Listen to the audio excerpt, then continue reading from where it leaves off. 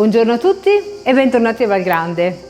La giornata qui a Valgrande è iniziata e alla mattina vi posso assicurare inizia abbastanza presto la nostra giornata, perché inizia con la preparazione delle colazioni per gli ospiti che sono già qui a Valgrande e inizia soprattutto all'insegna della sana alimentazione. Che cosa intendo infatti? Intendo che già dalla prima colazione i nostri ospiti possono degustare, assaggiare e mangiare la frutta che in questo periodo è preziosa, è bella, colorata e soprattutto è profumata. Non solo nelle nostre colazioni, ma anche nei nostri pranzi durante la giornata o durante lo spuntino, i nostri ospiti possono mangiare la frutta e la verdura di stagione.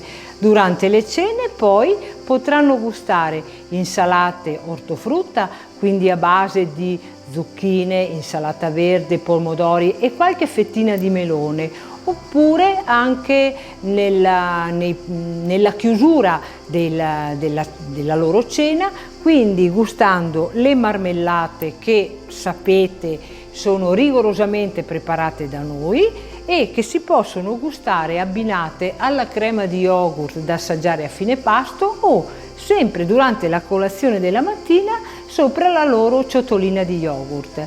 Se anche voi siete curiosi di assaggiare i nostri menù ortofrutta, io vi invito a venirci a trovare e lo potrete fare però sempre seguendo le solite indicazioni, quindi la prenotazione obbligatoria del vostro tavolo, accedendo ai contatti che si possono trovare tra le pagine social dove noi siamo presenti o tra le pagine del nostro sito.